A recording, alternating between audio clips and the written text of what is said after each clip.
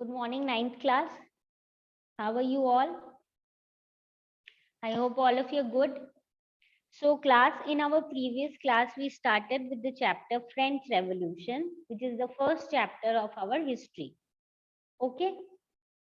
So basically, we will see in this chapter about this main and a very big revolution, French Revolution, and what were the changes that will be witnessed after this revolution. So in our previous class हमने basically कर लिया है कि ये particular revolution जो है इतना important क्यों है. उसके बाद we just have a kind of overview of the main incident जिसके कारण या जिसको हम बोल सकते हैं बिगिनिंग ऑफ फ्रेंच रेवोल्यूशन. ठीक है, जो कि अपने इसमें बेस्टील का जो प्रिजन था उस पर अटैक किया था कॉमन लोगों ने on 14 July 1789 which marked the beginning of the French Revolution. और कैसे लोगों ने उस पर अटैक किया था because the middle class and the poor section were not happy with the king. Okay, so class, now we need to understand the causes. अगर हम causes की बात करें तो भी हमने causes में भी ये देखा है कि सबसे पहले we started with the political cause. So when we started with the political cause, we need to understand that we were talking first about the king कि जो लुई 16 थे, जो king बने थे, वो he was somebody who was very young, only 20 years of age. और फिर जब वो throne में आए तो treasury empty थी. Then already France was involved in so many wars, and then along with that we even noticed that the French emperor helped American colonies against Britain because Britain was their enemy. उसके बाद हमने देखा था इनका बहुत extravagant expenditure होता है on palace of Versailles. उसके बाद हमने देखा था कि सारे जो रेगुलर एक्सपेंसेस हैं वो बेसिकली टैक्स से होते थे फुलफिल. और उसके बाद ये होने के बाद उसके बाद क्या हुआ कि अब इनको पैसे की और कमी होने लग गई क्योंकि ये वॉर्स में इंगेज हैं, दूसरी कंट्री को वॉर में हेल्प कर रहे हैं. दे आर नॉट अंडरस्टैंडिंग कि अल्टीमेटली लॉस तो उनका ही है.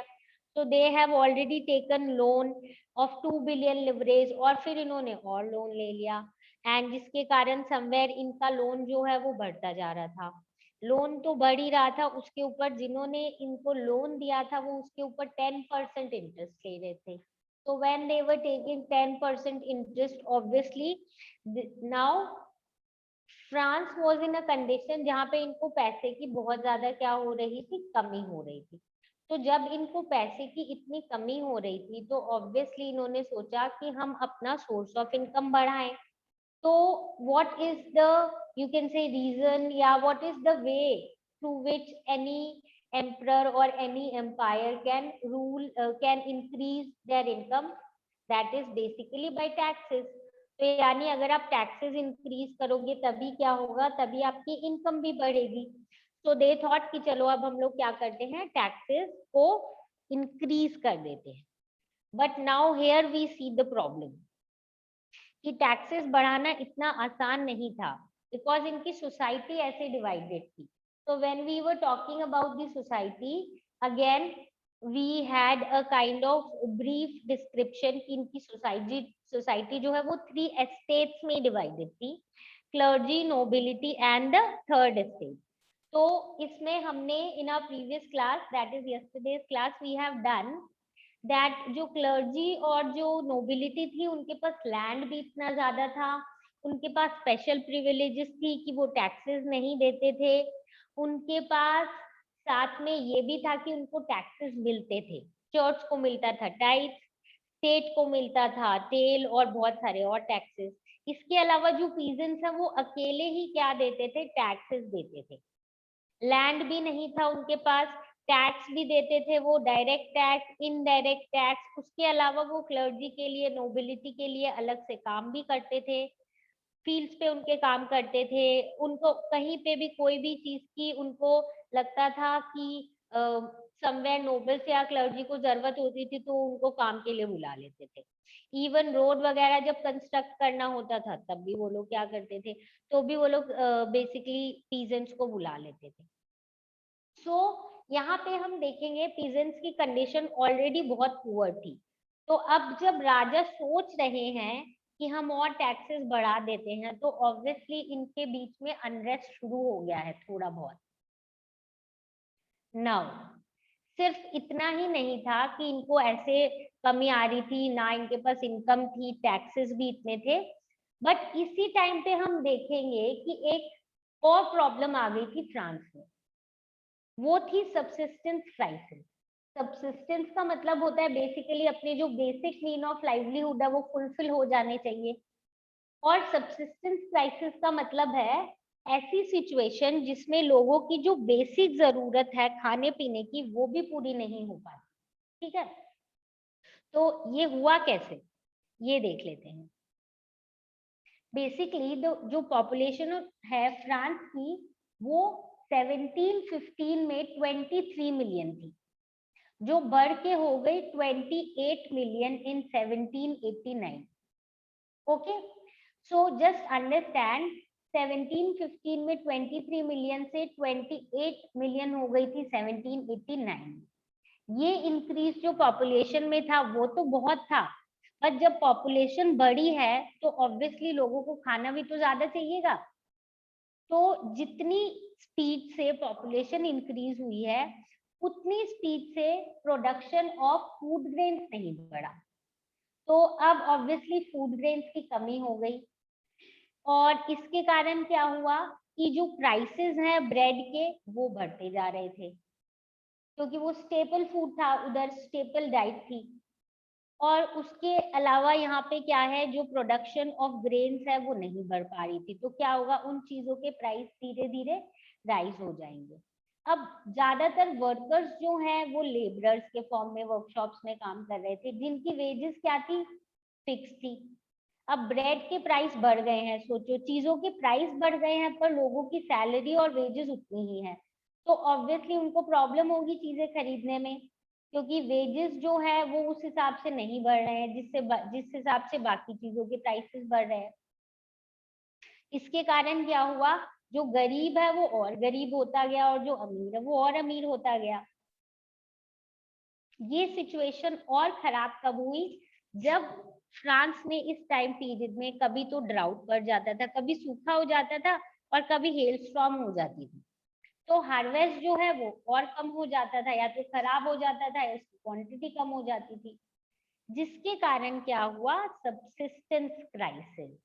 सबसिस्टेंस क्राइसिस जो मैंने बोला था, scarcity of the basic needs of life, तो यानी अब लोगों के जो बेसिक जरूरतें हैं बेसिकली फूड से रिलेटेड, और जो बेसिक बाकी जरूरतें हैं वो भी फुलफिल नहीं हो पा रही। सो नाउ अंडरस्टैंड, ये जो कंडीशन है ये पुअर सेक्शन की है, यानी हम बोल रहे हैं कि ये ऐसा सेक्शन है जो बेचारे सारे टैक्सेस भी देते हैं, पैसे भी नहीं है, ऊपर से सबसिस्टेंस प्राइसेस भी आ गया, तो ऑब्वियसली ये सेक्शन जो है ये अब समवेयर डिससैटिस्फाइड था। अब हम देखते हैं, देखो वी में थिंक कि इससे पहले भी तो ऐसी सिचुएशन थी बहुत बार, पर कभी रेवोल्यूशन हुआ क्यों नहीं इससे पहले। सो छोटे मोटे प्रोटेस्ट जो है वो पहले भी हुए थे, बट इतने बड़े फॉर्म में रेवोल्यूशन नहीं हो पाया था, क्योंकि समवेयर हम बोल सकते हैं एक different type of view point या एक लीडरशिप जो है वो मिसिंग थी। तो वो हम देखेंगे इस टाइम पे आएगी मिडिल क्लास के थ्रू। ठीक है, तो अब हम देख लेते हैं नेक्स्ट रीजन जिसके कारण रेवोल्यूशन की तरफ लोग और मूव कर रहे हैं। ठीक है, now a growing middle class. अब ये जो मिडिल क्लास है ये एक इस टाइम पे नया सोशल ग्रुप था, बिकॉज पेजेंट्स और वर्कर्स जो हैं वो तो बोल ही रहे थे कि टैक्सेस है, फूड स्केर्सिटी है, बट इनको ये नहीं, और ये मतलब इसके अगेंस्ट ये सोच रहे थे हम कैसे आवाज उठाएं, कैसे प्रोटेस्ट करें, बट इनको समझ ही नहीं आ रहा था कि हम किस तरीके से एक लार्ज स्केल पे ऐसा कोई मूवमेंट करें जिसके कारण सोशल और इकोनॉमिक चेंजेस आए जो कि उनके फेवर में हो। तो ऑब्वियसली अब ये जो ड्यूटी हो गई, ये एक तरीके से किसकी हो गई, थर्ड स्टेट के जो रिच और प्रॉस्परस लोग हैं। क्योंकि अब ये जो लोग हैं ये बिकॉज ये लोग हमने पढ़ा था थर्ड स्टेट में कुछ लोग थे जो रिच हैं, रिच बिजनेसमैन। तो ये लोग ऐसे हैं जो रिच बिजनेसमैन भी हैं और साथ में ये लोग अब एजुकेटेड हो रहे हैं, नए आइडियाज आ रहे हैं इनके। तो 18th सेंचुरी में हम देखेंगे ये एक नया सोशल ग्रुप इमर्ज हुआ है जिसको हम बोलते हैं middle class. Okay, what do we call this group is called as the middle class, a new social group emerging during the 18th century. ये वो लोग थे जिनके पास पैसा तो बहुत आ गया था। पैसा कैसे आया था, क्योंकि इस टाइम पे ट्रेड बढ़ रही थी, तो इंटरनेशनल ट्रेड के थ्रू और बाकी ट्रेड के through they were having and earning lot of income। और ये लोग मैन्युफैक्चरिंग ऑफ गुड्स में भी इन्वॉल्व थे, चाहे वो वुलन टेक्सटाइल हो, सिल्क टेक्सटाइल हो, या तो उनको एक्सपोर्ट करते थे या फिर जो सोसाइटी के रिच मेंबर्स हैं वो उनको खरीदते थे। तो these people now became rich to the middle class. इनके अलावा जो मर्चेंट्स हैं, जो मैन्युफैक्चरर्स हैं, जो थर्ड स्टेट में इंक्लूडेड थे, ये तो थे ही, बट इनमें प्रोफेशनल लोग भी थे, जैसे कि लॉयर्स थे, कुछ एडमिनिस्ट्रेटिव ऑफिशियल्स थे। ये सारे के सारे जो है ना ये एजुकेटेड थे। और अब ये लोग ये चीज बोल रहे थे कि जो इतने सालों से हमारी सोसाइटी में चल रहा है ना, प्रिविलेज बाय बर्थ, ये नहीं होना चाहिए। मतलब आप कैसे बोल सकते हो कि if somebody is born in a particular family तो इसको ये प्रिविलेज मिले, मतलब नोबेलिटी या क्लर्जी में से है तो ना तो इसको टैक्स देना है, ना तो इसको और इतनी सारी फैसिलिटीज और मिलेगी। तो why should people get privilege on the basis of birth? Rather वो बोल रहे हैं एक पर्सन की सोशल पोजीशन जो है ना उसके मेरिट पे डिपेंड करनी चाहिए कि वो कितना केपेबल है, क्या उसने किया है। ठीक है, और ये आइडियाज जो है ये चारों तरफ स्प्रेड हो रही थी with the new education and people getting more, you can say, aware about few of the things।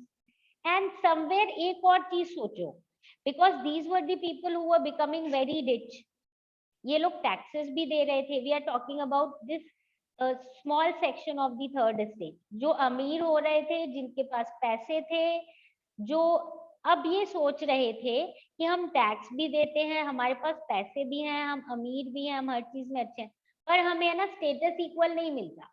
We are still considered people of the third state and the other two estates are considered above us only because they belong to that particular estate। तो ये अब बोल रहे थे कि हमें एक ऐसी सोसाइटी चाहिए which is based on freedom, based on equal laws, it should provide opportunities to all। तो ये सारी चीजें जो हैं ये बहुत स्प्रेड हो रही, और ये स्प्रेड कैसे हो रही थी, through few of the philosophers, few of the important philosophers of this time। and we will study about 3 important philosophers of this time। ठीक है, तो सबसे पहले अपने हैं जॉन लॉक। जॉन लॉके जो हैं उनके वर्क का नाम है the two treatises of government.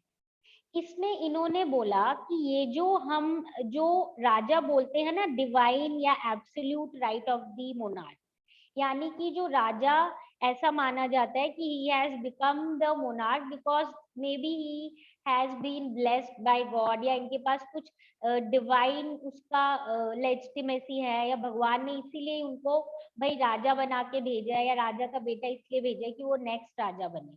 और एब्सोल्यूट राइट यानी कि राजा की जो मर्जी है वो कर सके। ये जो चीजें हैं ये टोटली गलत है, it should not be follow.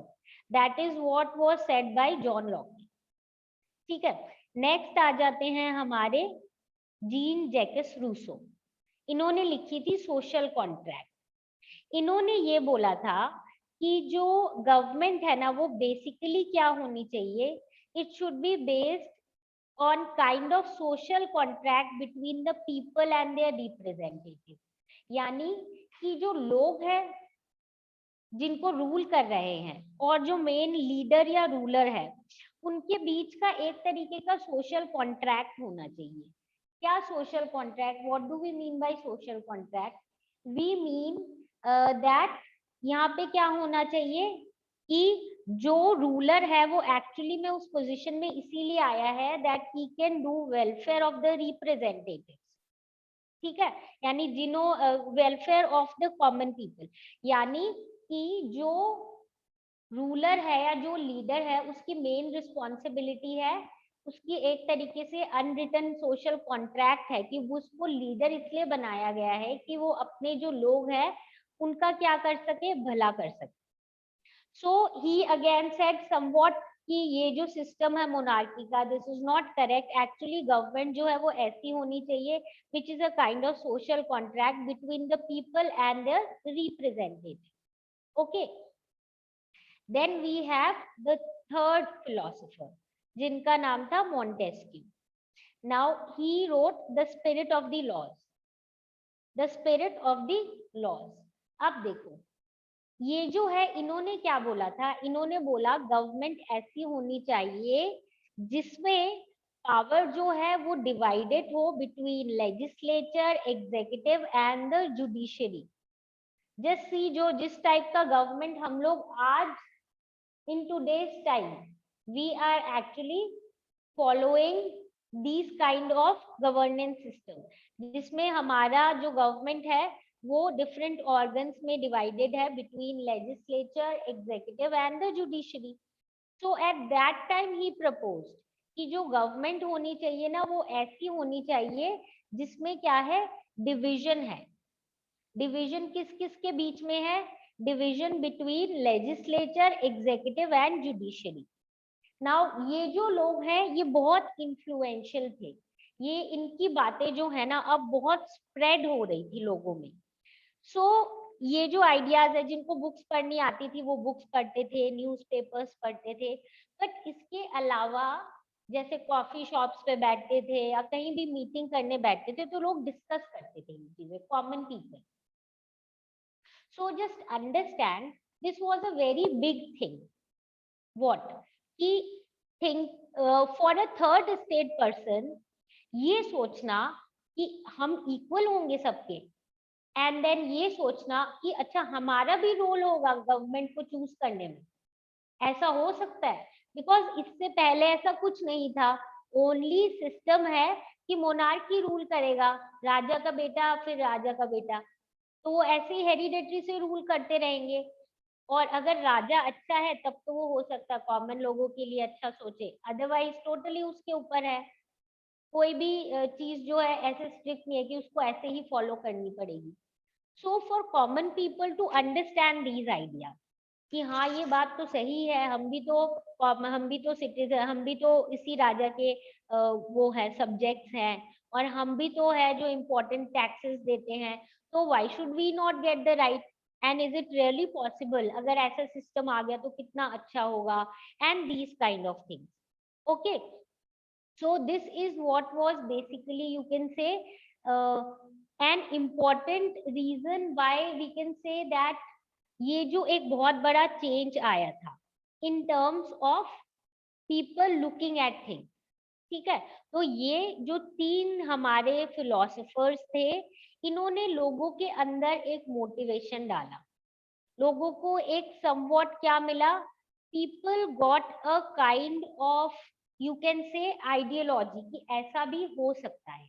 Okay, now with this background we now move on to the next important thing, but before moving on to the next important thing we should now once again look back so that हम एक connection बना पाए।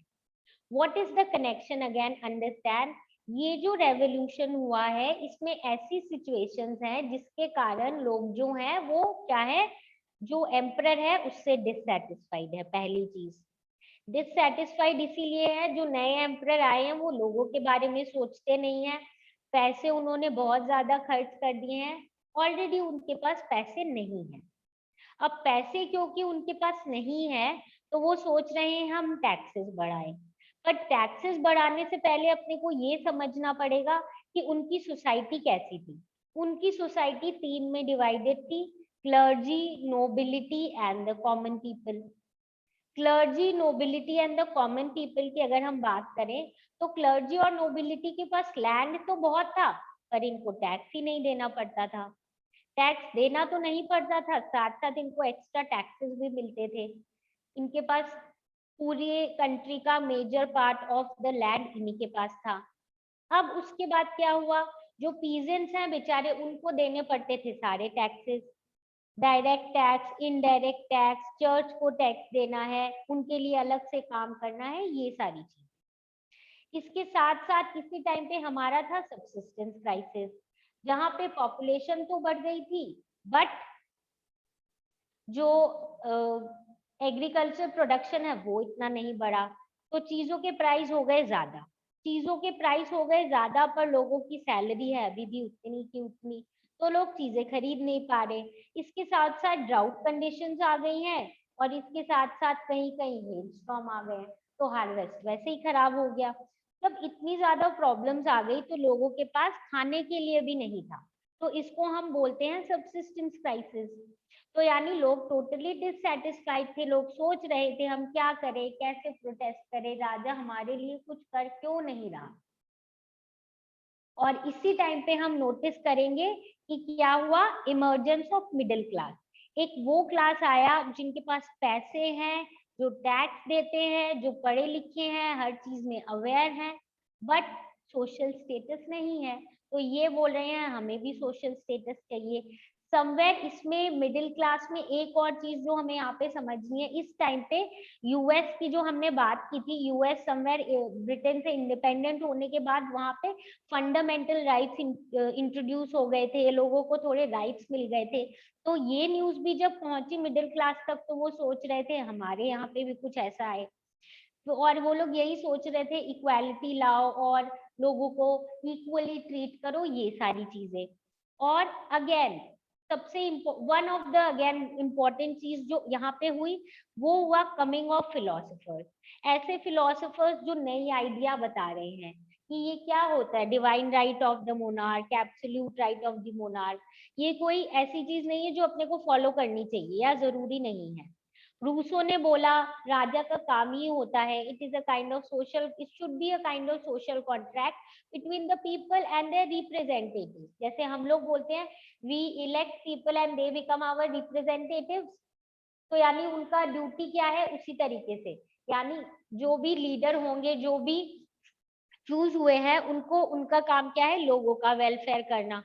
And then Montesquieu जिन्होंने बोला government के powers जो हैं वो बेसिकली डिवाइड होने चाहिए between the legislature, executive and judiciary. And then इनके जो आइडियाज हैं वो डिस्कस हुए, लोगों में इतना अवेयरनेस आया, and then people understood that yes, अगर हम भी ऐसा कुछ करेंगे, हमारा रिवोल्ट होगा, कोई बड़ा चेंज होगा, तो बहुत बड़ा सोशल इकोनॉमिक चेंज आएगा, पॉलिटिकल चेंज भी आएगा, पूरी सिचुएशन चेंज होगी, and our conditions will be better. So keeping this in mind, आगे क्या होगा that we'll do in detail in tomorrow's class, but just let me give you a brief kind of introduction.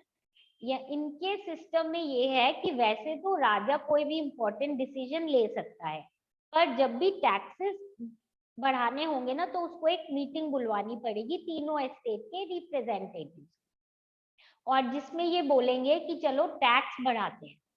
और उस assembly में भी हम देखेंगे voting system जो है ना, सिंपल नहीं है, कहीं ना कहीं थर्ड स्टेट के लिए वो इक्वल नहीं होगा, हम देखेंगे इन डिटेल। और जब फिर राजा बोलेगा, समवेयर डिसाइड करने वाला होगा कि टैक्सेस बढ़ाएंगे, तो थर्ड स्टेट वाले जो हैं वो उस असेंबली से बाहर चले जाएंगे कि we are not now agreeing to what you are saying and we want a change in the whole system.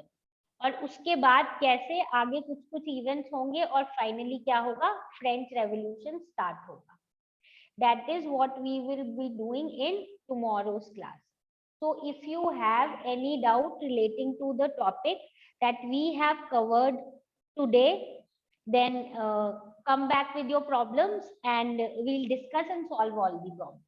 Now class, I am repeating one more time. Please give a reading to the topic that we have covered in the class so that you can come back with your problems and try making your own notes. This will help you to understand things better, and this will help you to come up with new ways to answer different questions. And obviously जो problem होगी, that is we'll solve. And if you have any problems regarding how to prepare the notes, you can contact me and I'll tell you how to prepare the notes. But try preparing your own notes. It will help you in understanding things better, and it will help you in self-study. Okay, this is it for today. So just give this part a reading again, and if you have any doubt, come back with your problems and your problems will be solved. Now meet you all in the next class.